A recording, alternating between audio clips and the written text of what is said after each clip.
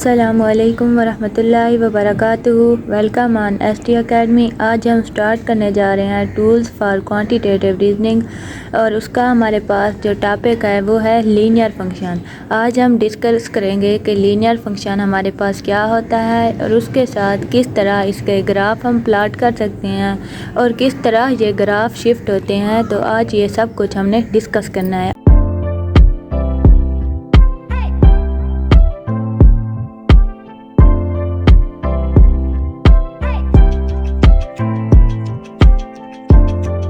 सबसे पहले देखते हैं कि लीनियर फंक्शन क्या होता है। Linear function those function whose graph is straight line, ऐसा फंक्शन जिसका हमारे पास क्या है, ग्राफ स्ट्रेट लाइन है और उसके साथ जो लीनियर फंक्शन है वो एक इंडिपेंडेंट वेरिएबल रख रहा है और एक डिपेंडेंट वेरिएबल रख रहा है। जो इसका इंडिपेंडेंट वेरिएबल है उसको हम एक्स से डिनोट करते हैं और जो कि डिपेंडेंट वेरिएबल है उसको हम वाई से डिनोट करते हैं। जो हमारे पास एक इंडिपेंडेंट वेरिएबल होगा उसको हम x से डोनेट करेंगे और जो डिपेंडेंट वेरिएबल है उसको y से डोनेट करेंगे। अब उसके साथ क्या है, लीनियर फंक्शन में हमने पढ़ा कि ग्राफ क्या है, स्ट्रेट लाइन आ रहा है। तो इसका मतलब क्या है कि उसका जो रेट ऑफ चेंज है या जिसको हम स्लोप कहते हैं वो क्या होगी, change in dependent variable over change in independent variable के अंदर होगी। तो इस तरह इस फार्मूले से हम इसका rate of change linear function का फाइंड करेंगे। इसी से ज़ाहिर होता है कि हमारे पास स्लोप की डिफ़ाइन क्या बनेगी, the ratio of change in dependent variable to the ratio of change in independent variable is called the slope. या दूसरे लफ्ज़ों में हम इस तरह कह सकते हैं कि rise over run is called the slope. हम इसका लीनियर फंक्शन का ग्राफ ड्रा करते हैं। हमारे पास क्या है, रेन डेप्थ चेंज हो रही है। जो उसका टाइम था वो तो हमारे पास इंडिपेंडेंट वेरिएबल था, उसको हम एक्स एक्सेस पे रिप्रेजेंट करेंगे और उसके बाद वाई डिपेंडेंट वेरिएबल था, रेन की जो डेप्थ है इसको हम वाई एक्सेस पे शो करेंगे। इसके बाद क्या है कि हमारे पास रेन डेप्थ है। जो स्टार्ट में हमारे पास पहला 1 घंटा था उसमें हमारे पास बारिश हुई, वो कितनी हुई, 1 इंच हुई। तो उसको हम यहाँ पर आके ड्रा कर देंगे, 1 घंटे में हमारे पास कितनी बारिश हुई। तो इस तरह हमारे पास ये एक स्ट्रेट लाइन का ग्राफ बन रहा है। इसके बाद हमारे पास क्या हुई, फिर 1 और घंटा बारिश हुई और चेंज आया सिर्फ 1 इंच का। तो इस तरह हमने नेक्स्ट पॉइंट पे, तो इस तरह क्या है, जो रेन डेप्थ है वो मुसलसल चेंज हो रही है एक कांस्टेंट स्लोप के साथ। तो इसको हम क्या कहेंगे कि ये एक लीनियर फंक्शन है क्योंकि इसकी स्लोप जो है कांस्टेंटली चेंज हो रही है। तो इसको हम क्या कहेंगे, एक लीनियर फंक्शन कहेंगे और इसका ग्राफ एक स्ट्रेट लाइन हम ड्रा करेंगे।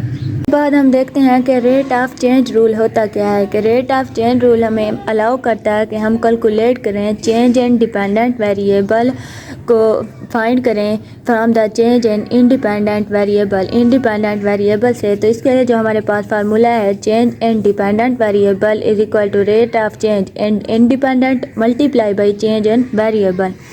इसकी एग्जांपल क्या है, हमारे पास बारिश हो रही है, मुसलसल बारिश हो रही है। 1 घंटे में जो बारिश हो रही है उसकी जो डेप्थ है हमारे पास 1 इंच है और उसके साथ ये बारिश मुसलसल 6 घंटे तक जारी रही है। तो इसमें हमारे पास डिपेंडेंट वेरिएबल क्या है, रेन डेप्थ हो गई और रेट ऑफ चेंज क्या हो रहा है, 1 इंच पर आवर, यानी कि 1 इंच इंक्रीज़ हो रहा है हर घंटे में, 1 इंच का इंक्रीज़ आ रहा है। उसके साथ है हमारे पास एक इंडिपेंडेंट वेरिएबल जो कि हमारे पास टाइम है कि 6 घंटे तक बारिश हुई है हमारे पास। हमारे पास रूल था रेट ऑफ चेंज, उसमें यह था कि change in dependent variable is equal to हमारे पास था change in independent variable multiply by rate of change.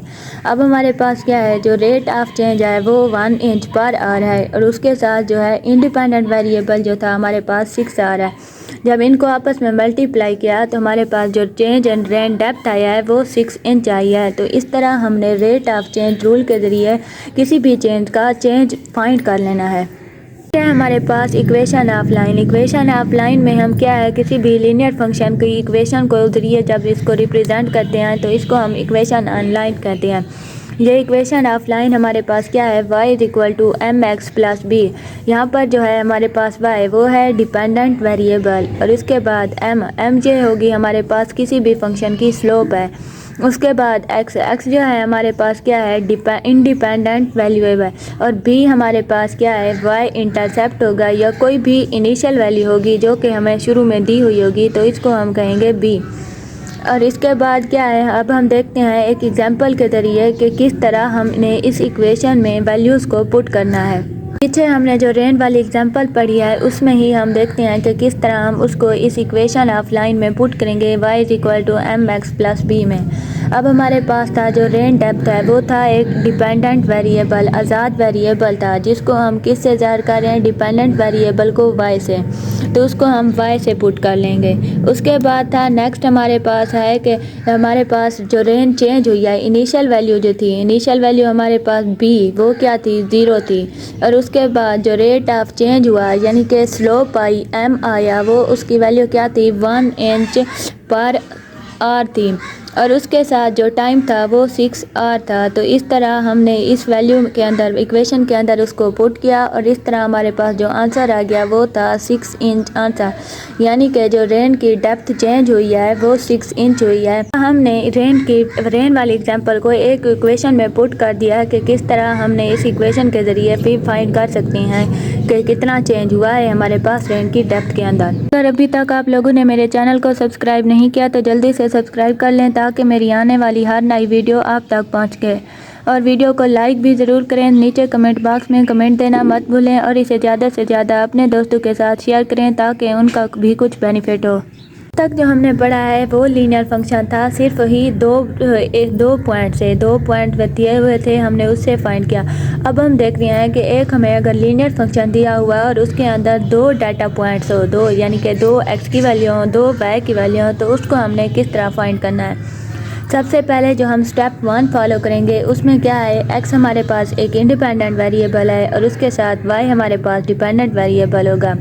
तो फर्स्ट स्टेप में हम उनकी चेंज इन स्लोप फाइंड करेंगे, स्लोप उसकी फाइंड करेंगे कितना रेट ऑफ चेंज हुआ है, तो हम इसको इस तरह से लिखेंगे y/x। इस तरह करके हमने स्लोप फाइंड करनी है। नेक्स्ट हमने क्या करना है कि अब स्लोप की वैल्यू हमारे पास आ गई, तो स्लोप की वैल्यू हमने पुट कर देनी है इक्वेशन के अंदर। तो वो इस तरह इक्वेशन है y = mx + b।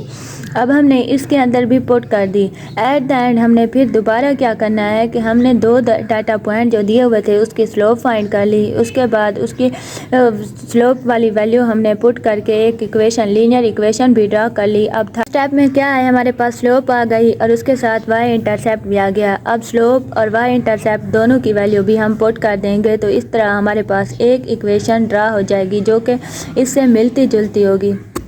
देखते हैं कि 2 डाटा पॉइंट की लीनियर इक्वेशन हमने कैसे फाइंड करनी है। एग्जांपल है हमारे पास क्रूड ऑयल की।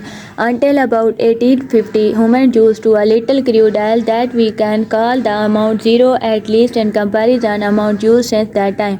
यानी कि 1850 के अंदर जो ह्यूमन ने यूज़ किया है एल को वो था 0, तो इसको हमने फर्स्ट डाटा पॉइंट इस तरह अखज़ कर लेना है 1850 वाओ 0, यानी कि हमारे पास जो x था इंडिपेंडेंट वेरिएबल है वो 1850 था, और डिपेंडेंट वेरिएबल क्या है कि कितना एल यूज़ किया वो 0 है, तो ये y आ गया।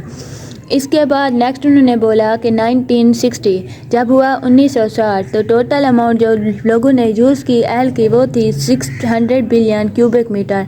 तो इसको हम इस तरह डाटा पॉइंट के अंदर लिख देंगे, ये एक्स और ये वाई आ गई। अब उन्होंने कहा है कि क्रिएट करें एक लीनियर मॉडल जो कि डिस्क्राइब करे कि 1850 तक कितना एल यूज़ हुआ और उसको वैलिडेट करें।